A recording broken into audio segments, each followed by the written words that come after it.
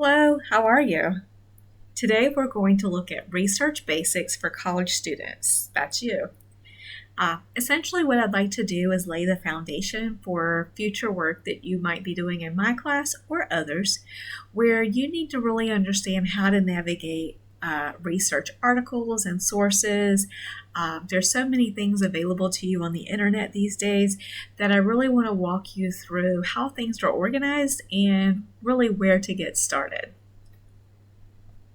So you'll see here, and I apologize in advance. Let me just tell you that I blew this up so that it's big for you. So there might be a couple of words that look off center, and that's just because I have this zoomed in. I am going to upload the original PowerPoint for you to peruse as well.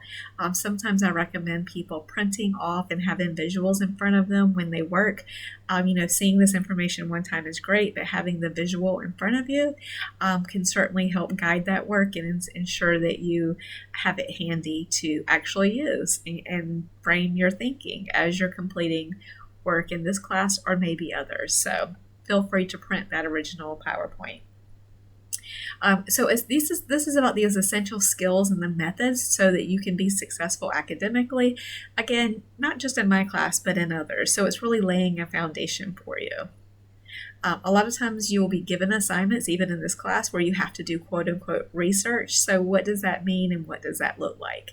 And here you'll see what I'm talking about the word introduction. It's split and it's just because I've zoomed in. So this is an introduction to research. So let's talk about reliable sources. You're going to hear that if you haven't already in your academic career, but this is also something that's important in your professional career. You may be providing information to one of your leaders, managers, owners, bosses, or others might be coming to you with information and you want them to use reliable sources. In both scenarios, knowing what a reliable source is important. This here information talks about why it matters. And we will really want to make sure that we go beyond just the academics. So also think about professionally where sources matter and how that might be relevant. For example, if someone's giving you the outlook on a particular medication and treatment options, you would want to know where are they getting this information from, especially when so much information and unreliable information is available to you and to others. So why does it matter? There's certainly academic and professional implications. Here, it's just, of course, speaks to the foundation of academic writing, but then you can look at how you're avoiding misinformation. You're enhancing your credibility, right? So it's really about, do you navigate information situations? Do you guide the work, both what you're putting out and receiving, with a really reliable and credible lens.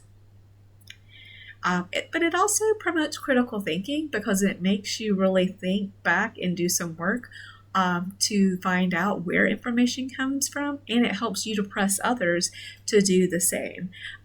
Even when I've taught high school, I used to tell the students, hey, yeah, does mom and dad, you get their news information from one source or multiple sources?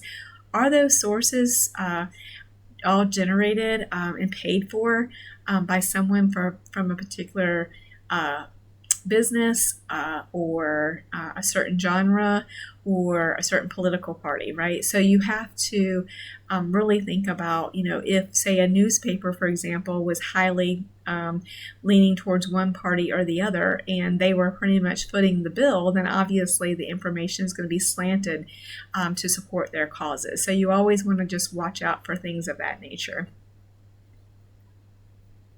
So how do you really find, and then how do you evaluate the source? So when we say evaluate the source, how do you find it and then make a decision about a reliable source? So where do we start? Here are 4 wonderful areas for you to start, and this is again where I spoke about maybe printing out information or having a little checklist. And again, you can use this in your academic writing or in your professional work. Look at the authors, right? Let's see who wrote this information. What's their background?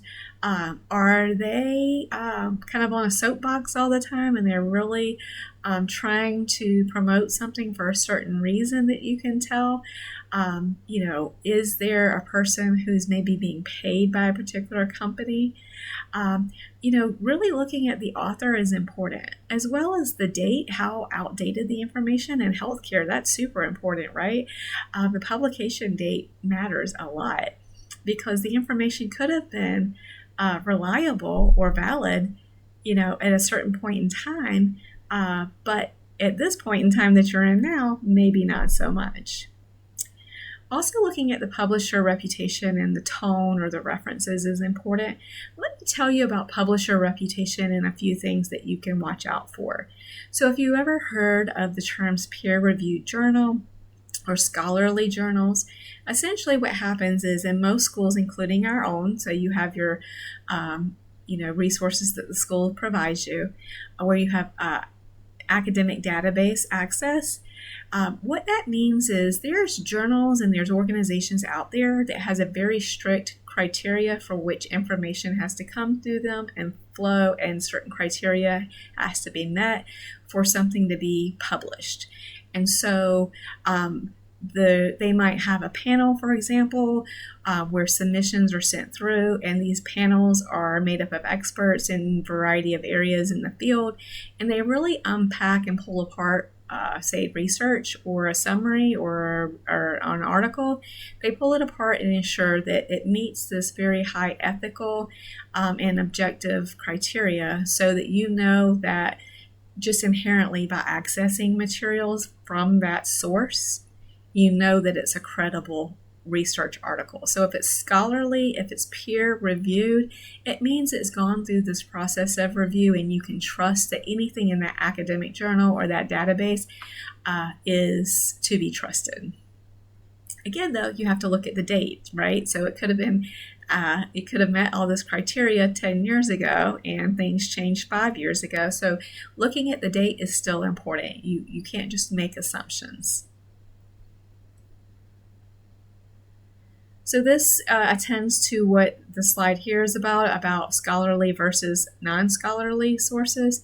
And here's just a summary, and I'll move myself out of the way again, a summary of the information between scholarly and non-scholarly. I kind of described it a minute ago in lay terms, but here's the academic words for you to see the difference between those two. And I'll give you just a couple of minutes to read this.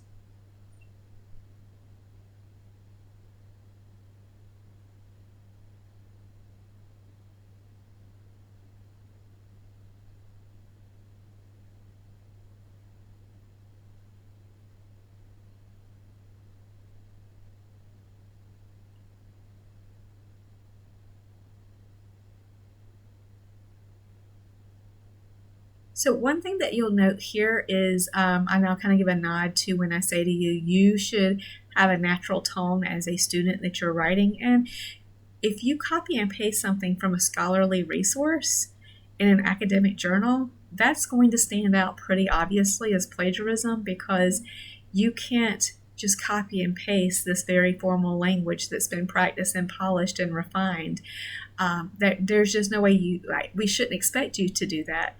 And therefore, if you are copying and pasting information and not summarizing things in your own tone and presenting it in your own words, still maintaining the spirit of the message, right? You're not changing the meaning, but you're putting it into your words that you use, then it's going to stand out, because scholarly sources are that for a reason. And no professor expects a student to write with that tone.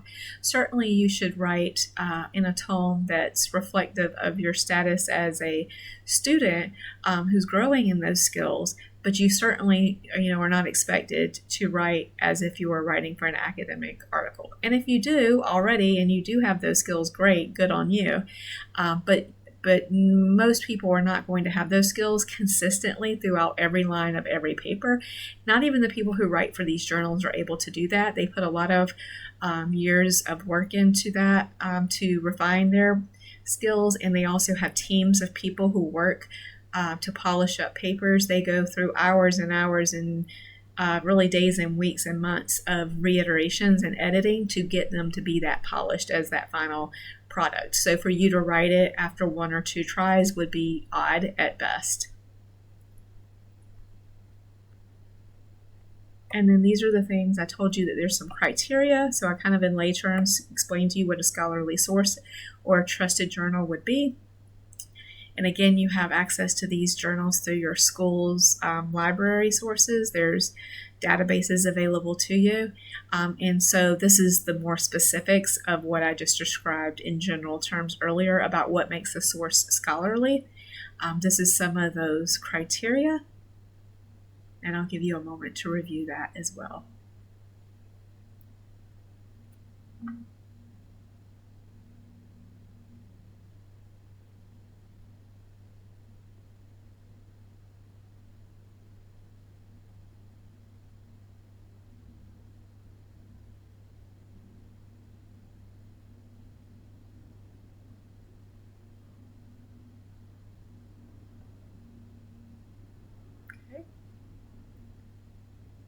Now let's look at credibility and examples.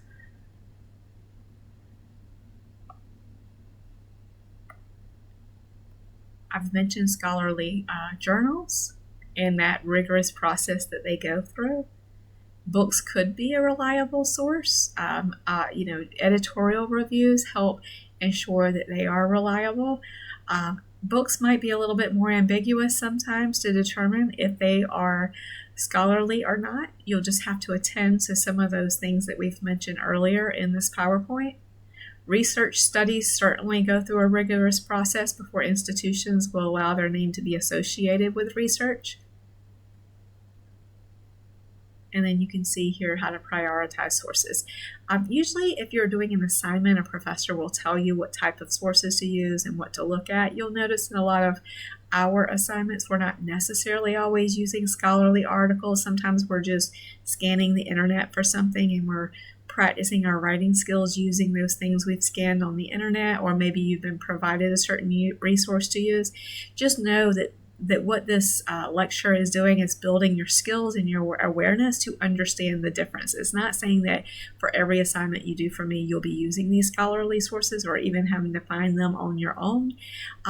However, we are laying a foundation of understanding and comprehension of the differences.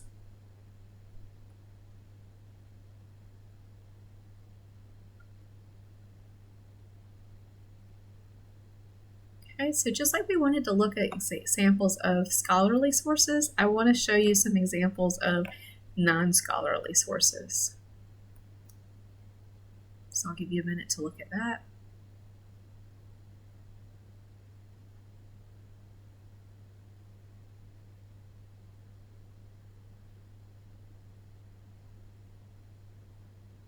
So it's not that it's wrong to use these sources, it just is used for specific outcomes. So to provide context, to guide your work, to maybe go to the next step. In our class, we may be practicing some skills and you may not get to that next step of going to scholarly sources, but I wanted you to really understand how they work in partnership together because it's not an all or nothing approach. There's certainly room for both. Always attending to the instruction of your assignment and the rubric is certainly important. Regardless if they're scholarly or not, though, they all should be cited. Everything that you use should be cited, and it should all be in your references or your work cited at the end of the paper. So the citation throughout the paper, and then your work cited at the end or your reference section, whichever formatting you end up using. Most likely you're using MLA for me, but maybe not. It just depends on what assignment it is. But attend to whatever you've been given as the direction for formatting. Just know that regardless if it's scholarly or not, it doesn't mean you don't have to cite it. It just means that the citations work separately, right? Everything you use is cited and put in your references, and everything you use just has to be presented in that framework. Just know that you should have a balance. I hope that makes sense. I feel like I maybe garbled that a little bit, so let me just rephrase that one more time. So whether it's scholarly or not, you're citing and you're providing your work cited or references. We use those interchangeably sometimes depending on the style of writing. But you're citing regardless. You're putting your references regardless. The scholarly versus non-scholarly is relevant for the way that you use the information and how it's trusted. Okay, so sometimes you're asked to look at different sides of a story, like a debate or an argumentative piece. And it's really not about your personal opinion always. Sometimes it might get confusing, like, oh, I'm supposed to find something I believe in and find a counter argument and say why I don't believe in this. It's not even about that.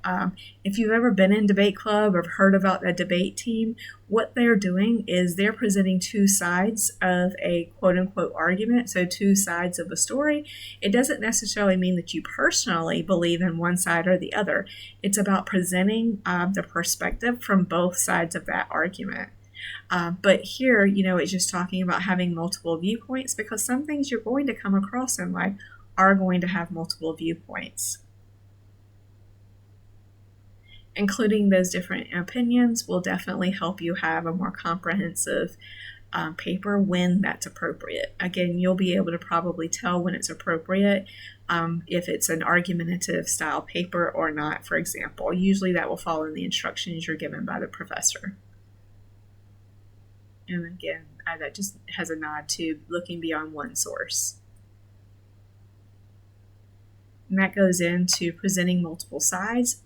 And so when we talk about a debate or an argumentative piece, or when you're trying to present different varying sides of a situation, it's really not, again, about your opinion. And so neutrality, you can have that at the same time that you're presenting different perspectives.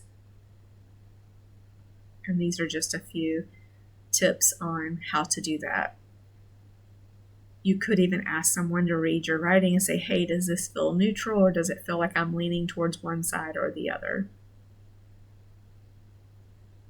That might be important if if you're writing something for at work. So professionally, the connection here, if you're writing something, you would want to make sure that you're not leaning one way or the other. If you're just charged with presenting the facts, like say your person you work for has to make a big decision and you're tasked with gathering information from multiple viewpoints, then you want to make sure that you're being as neutral as it is appropriate to be.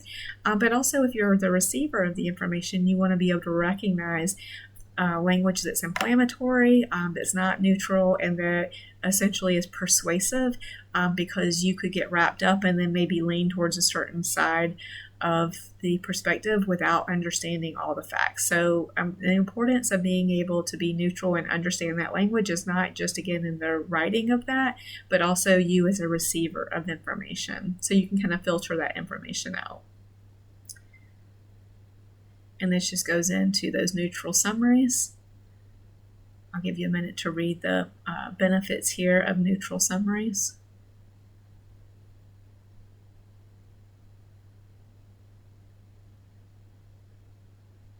You'll see that word paraphrasing again here.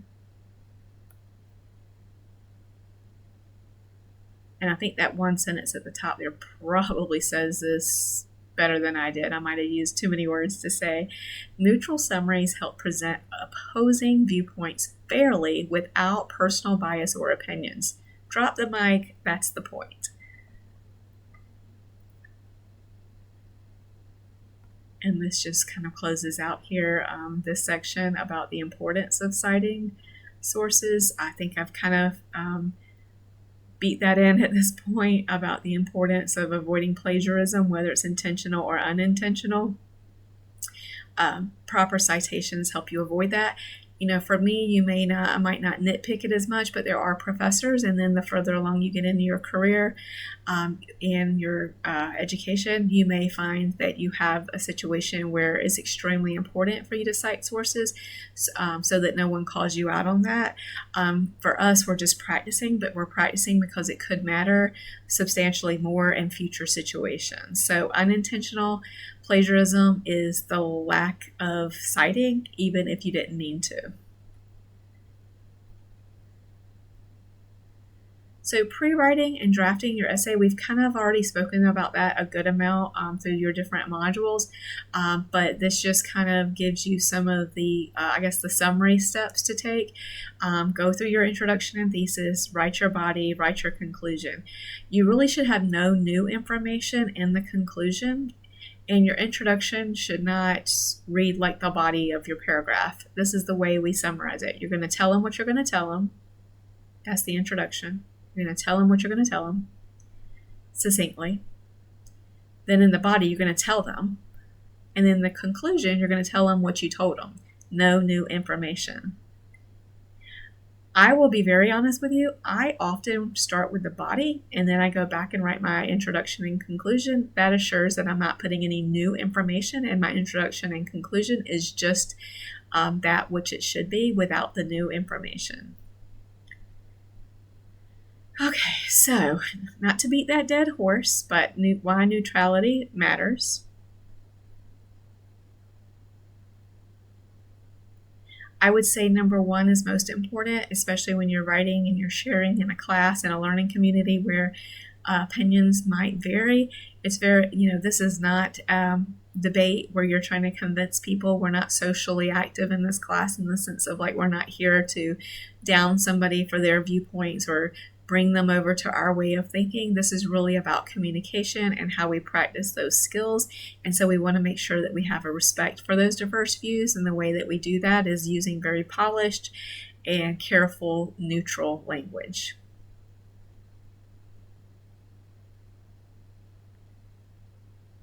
I think also what's important here is that it mentions the neutrality encourages readers to critically evaluate arguments without that bias. That goes back to what I was saying a minute ago about you having to have these skills, not just as the consumer of information, but the provider. So both ways, right? You might be providing information and you might be consuming information. And the better you are at these skills, the better you'll be able to recognize when something is not, or it's the opposite.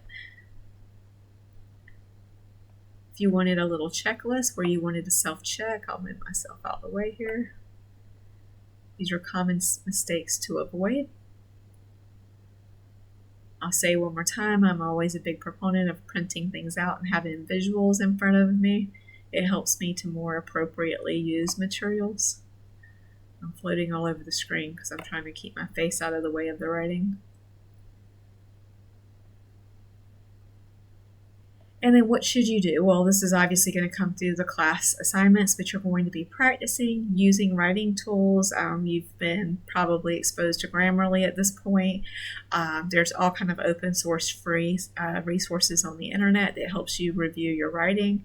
The feedback, like I said, feedback is the breakfast of champions, just being open to it and knowing that every time you write and then you get feedback and you do it again, you get better, right? Even if you got no feedback, writing and then writing again, you get better inherently.